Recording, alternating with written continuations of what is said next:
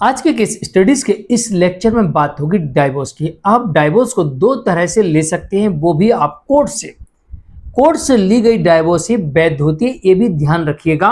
तो कोर्ट से आप दो तरह से डाइवोर्स ले सकते हैं। एक रास्ता वो होता है जिसमें आपको 1 सप्ताह के भीतर भी डाइवोर्स मिल सकती है।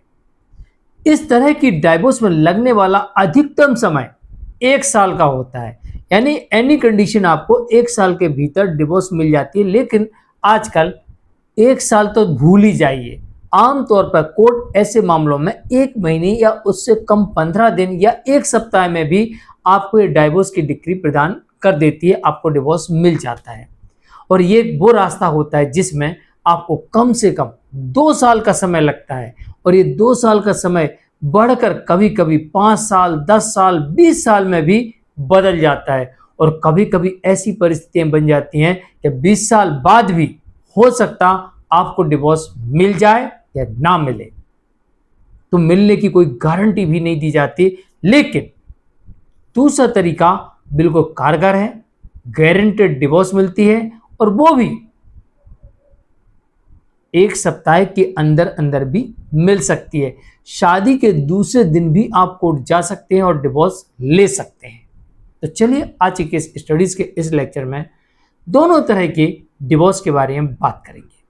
पहले बात करेंगे लंबे समय बाद मिलने वाली डिवोर्स, जिसकी कोई गारंटी पहले नहीं होती है, मिल सकती नहीं भी मिल सकती। वो होती है वन साइडेड डाइवोर्स। एक तरफा डाइवोर्स के लिए जब आप कोर्ट जाते हैं तो आपके पास में प्रॉपर सबूत होना चाहिए, आपके हिसाब से नहीं, कोर्ट के हिसाब से।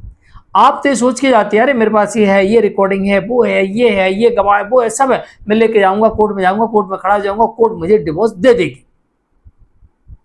लेकिन अगर कोर्ट ने उन गवाहों को फेल कर दिया, आपके सबूतों को रिजेक्ट कर दिया और आपको डिवोर्स देने से इनकार कर दिया, तो नहीं मिलेगी। और ऐसा भी नहीं है कि मिलने के बाद उसकी अपील ना हो, फिर अपील हाई कोर्ट में, फिर सुप्रीम कोर्ट में, और इसमें लगने वाला समय, पहले तो ये कहा जाता है कि आप 2 साल पहले अलग अलग रहिए, उसके बाद आप हमारे पास आइए, फिर हम आपको 6 महीने का सोचने विचारने का कूलिंग पीरियड देंगे, फिर उसके बाद में आपके केस में सुनवाई करेंगे, फिर आपको डिवोर्स देना है कि नहीं देना है, फिर निर्णय लेंगे सबूतों और परिस्थितियों और तथ्यों के आधार पर। और दूसरा तरीका यह होता है कि आप लोग दोनों पक्ष आपसी सहमति से बैठ जाइए, आपसी सहमति की डिवोर्स पर एक राय बना लीजिए, एक सेटलमेंट डीड, जिसे आप सरल भाषा में कह सकते हैं एक एग्रीमेंट बना लीजिए, एक एग्रीमेंट बना लीजिए। सेटलमेंट डीड के साथ आप सीधे कोर्ट में जाइए, और यहां पर आपको कोर्ट जल्दी से जल्दी डिवोर्स देती है। कोर्ट सब इतना देखती है कि दोनों पक्ष ठान चुके हैं साथ नहीं रहना, दोनों पक्षों में दिखाई दे रहा है कि साथ नहीं रह सकते, दोनों पक्षों की परिस्थितियों को देख के यह स्पष्ट होता है कि कई प्रयास किए जा चुके हैं, समझाया जा चुका है, लेकिन ये साथ रहने के लिए तैयार नहीं है, या फिर इनके बीच में अडल्ट्री या क्रोल्टी या फिर कोई अन्य कारण है। तो ऐसी परिस्थिति में कोर्ट ये देखती है कि साथ नहीं रह सकते, दोनों ने आपसी में समझौता कर लिया है, तो ऐसी परिस्थिति में कोर्ट यहाँ पर आपसी सहमति से यानी कि मैच्योर डिवोर्स फटाफट दे देती है, बिल्कुल भी देरी नहीं लगाती।